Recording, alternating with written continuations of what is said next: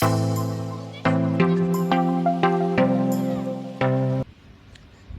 today we are going to speak to you about something very, very interesting and something that everybody goes through in their life. I'm sure everybody goes through this, but it's not spoken enough. It's something that we think, at least. Yeah, hello everyone. So as Neel lifestyle started with it, so this is drunken dabbler. Just to continue upon that, so we were randomly. Neel messaged me one night that he's feeling kind of monotonous, kind of bored about following a fixed schedule, and then how to get out of it. And then immediately I thought, okay, he's putting this to me, to a guy who works like a 9 to 7 job, who goes to office every day, stares at the computer screen and takes so many calls and whatnot, and then come back home and spend a few hours, getting some exercise or just, watching something, eating and sleeping. So that's pretty much it, right? So how do you break out of monotony? But I've actually read a lot of topics on this. Especially, I was very much inspired by this book called Sapiens. Okay, I've heard of that. Yeah, it's a very famous book. It's written by Yuval Noah Harari. It's become quite a bestseller in the world. Okay. So what the author says in that book is that the monotony that we all experience in the modern world is actually a creation of our own. Okay. It's a creation of the human beings when they move towards a civilized world. Just to put it in perspective, imagine about 20,000 or 25,000 years back. Okay. So men, women, hunter-gatherers living in some cave.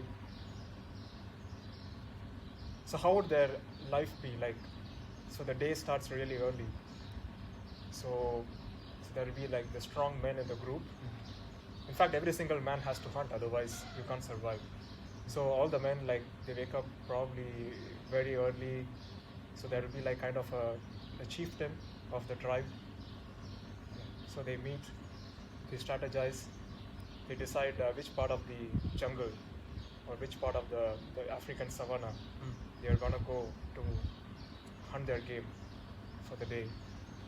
So they carry their spears, and then they start the day. So they keep traveling. So imagine this process, it's going to be really random, right? So they visit the same spot, and for some reason they wait there hours and hours. No deer or gazelle passes by. So again, now they have to re-strategize. So they head out into a different part of the jungle. So now look at the kind of skills they need to have to survive in this environment. Yeah. So first of all, you need to clearly know the path. There is no maps. Yeah. So you need to know how to get in, how to get out. You need to know the lay of the land like the back of your hand. And you need to know where the really dangerous animals are, which routes to avoid. And there are so many small things, right? Even there could be a poisonous frog or an insect which could bite you, and then, you're gone. Yeah, exactly. It's like Hunger Games. Yeah. Yeah. So imagine, like, these guys need to have like so much amount of. It comes from practice, experience. So that's why the elders are respected, because they pass on the knowledge. They tell you, if you go there and see this blue colored flower, don't even go near it, because they know it's poisonous. Okay. Yeah. So this kind of knowledge has to be assimilated within you. There's so many things you need to know before venturing out the jungle, and every day you face with new novelty, a new challenge, like a new environment, like a new animal to hunt. And there's a great bit of uncertainty here, right? Yeah. Like your skill is being tested every single moment, every single day. Exactly. If you're not up to the mark, then you're not gonna hunt that day, and your family and you are gonna go starving. Yes, exactly. So for them, they never know about this concept of monotony or boredom, because their life, So they never questioned it. they never questioned it. So, but gradually, as we became civilized, we started agriculture, and then we found out that we could just sit in a place and get our food done for us. Yeah. Then we started like hoarding food. Yeah. We had villages, we had towns, we had cities, and now. So we are all. We don't actually need the kind of skills that 20,000-year-old hunter-gatherer needed Yes. to survive. All we need to do is just specialize in one thing. Like some of us are specialists in engineering only for automobiles. Yeah. And some of us are specialized only to do number crunching, like investment analysis. And some of us are specialists in just selling stuff. Yes. So we all became specialists, and so that's why. So we do our own specialization again and again and again. So we experience the I monotony think that comes with it. This has been a good background about the stems, the origins of monotony, and also when you used the word specialization, I remembered my grade 11 textbook where I learned about Ford company, where Henry Ford implemented division of labor. That was one of the first signs and implementations of monotony in the workplace, and that actually helped Ford at that time increase their revenue, sales, and efficiency. So that's an interesting. He's kind of the first person to bring in like Exactly. assembly line concept. Yes, assembly line. And Correct. bring in efficiency. Yeah. So, but with all this specialization and all the benefits to division of labor and assembly line production, there comes a certain level of routine that is in everyone's life, and this does create boredom at the end of the day. What do you think?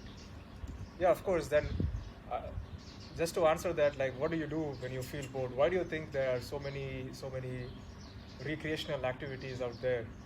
So, it started with people just wanted to go out, and after the long hard day of work, they just wanted to go out and dance. So then they invented some bars and some places to go out and socialize, to have a drink at the end of the day. And then they thought that we could actually have a lot of fun seeing other people doing things which normal people can't do. So what did they come up with? What did they come up with? What do you think they came up with?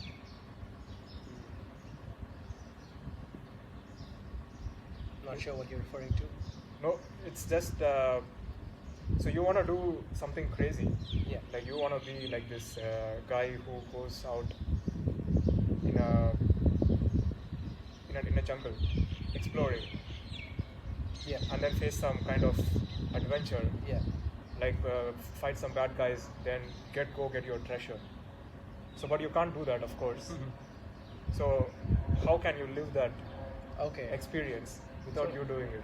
These are are you talking about the shooting clubs we have today? No, something more basic. Let's say in 1940s when things That old. started. So at least you can get the visual experience of somebody else doing it. Okay, movies. Movies. Yeah. Bang. So that came to like movies, another form of recreation. So and it still continues, right? I mean, every single day, if you feel bored, the one simple thing that you can think of is just turn on the television. Yes. Or in these days, like Netflix and websites and streaming services. Exactly. Since it 10 continues years to this day. Since 10 years or so, you have social media. There's so much to do always. But there's a point I want to bring up over here, because it's quite interesting that now we have so many things to do. Now in some ways we are spoiled by choice. We have a choice to go for a movie, or we have a choice to spend that 1 hour we have free on social media. We also have the choice of going out to meet a friend at a bar. But some people still find their life monotonous because they still have the same routine every day. For example, they go to work from 9 to 6, come back, and from 7 to 8 they're on Facebook, for example. Then 8 to 9 they're doing one specific thing, and 9 to 10 they're doing one specific thing. So even if you're doing many things, it can still be monotonous because it's the same every day. Yeah, I think I get your point, because you are. So initially, when you do it, you are kind of absorbed into it. Oh, there's a new show on Netflix, and then you go binge watch. Yeah. Then after it gets over, then what next? I mean, or you pick up an activity, or you suddenly enjoy going out and just spending some time roaming around in the mall. Or I think it is more for the ladies, they just go out and they love shopping. Yeah. So after a point you feel that you're doing it again and again, then it becomes repetitive. So what's the solution that I can think of is, one thing is there is a lack of passion. So if you do something with a lot of passion and you have a dream in mind, then I think automatically you feel that every single time you do the activity again, you feel that, because now you are counting your progress. Yes. So you have this kind of like you get this dopamine hit every time you achieve a new level, you unlock a new level. So for example, you start to learn boxing, and then so first you are really good with like an uppercut. Yeah. Then the next level you are good with jabs. Then you level up. So if you do something with passion and then you are keeping track of your progress, Yeah. and you if that's your thing, then that can beat boredom.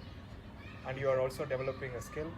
Yeah. And you never know, you could become big in whatever field that your passion lies. Exactly. That is one thing, which I can think of to beat this monotony. Otherwise, if you just want to do many different things, I would say that you need to mix and match. Yeah, definitely. One thing I've started doing in my daily life, whenever I want to beat any kind of routine, is even I would change or amend the simplest activities. For example, if I'm going to work following the same route, I would take a different route just to feel different. Change my route to work, or play a different kind of music to feel different, because at the end of the day you have to realize that your physical physiology affects your psychology tremendously. So keep looking for ways to change your physiology. That's one way I would change my routine.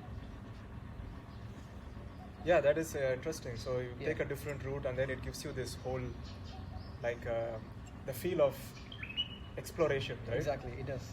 So you don't know, okay, well, this is something new. So if I take a left, what's there? If I take a right, does it again lead back to my home? Is this a new route I find to go back to my home? So I think it's the novelty. We spoke about this in one of our other episodes about travel. So why travel appeals to people is because of the novelty of new images, new land, new things to explore, new people to meet. So if you somehow kind of inculcate this in your everyday life, then you can be devoted, or you will feel more energized to do something. Also, I would say that it's not everybody who feels this monotony. Imagine somebody who is in a profession that meets new people every day. Yeah, I can think of, probably in the olden days there used to be these traveling salesmen. They used to knock up every single house, and then they used to give a demo of probably a vacuum cleaner, or some kind of a machine, or whatever they are selling. So for them, I think it's a new challenge every day. They meet new people, new houses, new streets, new part of the town to explore. Maybe if you interact with them, they would say that no, it's not very monotonous. Again, probably artists, for them, they are performing the same thing again and again, but they are performing it to a different set of audience. In different venues. In different venues. Yeah. So it could be a different experience for them. Or people who do improv, like an improv stand-up comedian. So they have to come up with their gig on the spot, and every day it depends on the audience, right? What kind of input they get, so that they can improvise their comic sets. So they might feel like every day is a new day. I mean, even though it's their job, they are doing it, but they will feel that it's a new experience every single day. Exactly. I like the points you mentioned, for sure, because I believe the element of human beings and people, if you get a lot of that in your daily life, and you get to meet people, and you get that at the same time, you get an adrenaline rush by performing, then I think that those people don't suffer from this syndrome or this feeling a lot of routine life and monotony. That's yeah, I agree with you. I also believe that. I have a question to ask you, the audience. Do you believe there's a direct correlation always between someone who has a less routine or monotonous life, and is there a correlation between that and happiness, or can something very routine make you the happiest also? What do you guys think? Let us know what you think in the comments. Yeah, we'd be interested. Yeah, interesting. Yeah, we can get up and have a different point of view, different discussions. Probably it could be another topic for another video. Yeah, who knows? You have any other points to mention? Yeah, I would encourage people to read this book, Sapiens, and as you said, to research more on physiology and how it affects your psychology. There are so many resources out there. In fact, I was speaking about shopping. I think, especially for the female viewers, this will sound very interesting. So as I said, 20,000 years back, what did the men do? Every day they started their life, they went about getting their spears and out hunting. So what did the women do? They were gatherers. So they used to go to the nearest lake or a meadow, where there are so many like berries and those fruits and things growing, and they used to pluck those berries, collect in the basket, and go back home. So do you find a parallel? So why in the modern day, how do they satisfy this craving? They go to like a new mall or a new shop. Yeah. Then there are new clothes or something that catches the eye. So you collect them, hoard them. Probably you may not use it, never know. But it's still within us, at least the women. Yeah. Cheeky women. Which one of you women, if you're watching and you're a woman, which one of you get this immense satisfaction when you go shopping? Because I've actually met a few women recently who said that they're not into shopping and it's not their thing. So that could be bullshit. Let us know in the comments as well. We'd be interested to know if it's for all women or there's just a category of women who are into shopping. Anyway, I don't. Yeah, again, there will be diverse views. Of course, the subconscious craving will be there, but you can always control what you end up doing. Yeah, consciously you can control your will. You can use your will to control your actions. So. Yeah, let's speak a bit about depression, because I want to ask you first, do you believe that a routine life or a very monotonous life is one of the biggest causes of depression today? I wouldn't say boredom, yes. Okay. But depression probably not. It needs something more, which affects you emotionally. So I would say that if you have a feeling of always underachieving, or you are not living up to your potential, or you are not being respected by your peers or family, you feel you're not getting that kind of a support, or if you feel that people are thinking that you are a failure, especially for a man, I think these are the, like I said, 5 kind of emotions which if it builds up a lot inside you, can lead to depression, and you can start thinking about committing suicide, something like that. But again, so you need to have a strong will. You need to have that confidence within yourself, like no matter what anybody says, I mean, have this kind of a DGAF attitude, and keep going at what you are doing. And you also need to probably talk to the people who relate to you, so that you can get some positive feedback. Yeah, it's about it's a loop. So once you get the positive feedback going, then again it will reinforce you. You will feel that, oh, I'm improving now. Yeah. Instead of thinking that, oh, I'm becoming shit every single day, then you have the opposite feeling, and it will elevate your emotions, and that will also affect your actions. Yeah, 100%. Only for the purpose of engagement from you, I'm keen to do a final question. which I'd like an answer to. I'd like your answers. You were speaking about. We just spoke about depression, and then you mentioned a point where you said that you have to be on track of your own life, and you shouldn't be so affected by others' opinions and judgments. So, are you guys? Tell me honestly, are you guys focused and completely on the offense in your own life, without giving a shit too much about external opinions, or are you way too affected by opinions? Because, and think about it, because it's not very easy to answer this question. Think about it introspectively, whether you actually don't give a shit and you actually live your life based on your own terms, or are you affected by the rest of the world judging you? So, we'll be keen to hear that too. Yeah, I would say you can't have a black and white answer for this, because human beings are social animals. Exactly. So we need to I guess. live together, and of course, when you live together, other people's thoughts about you are going to affect you. Yeah. So yeah, you need to find this sort of Equilibrium. balance and equilibrium to deal with that.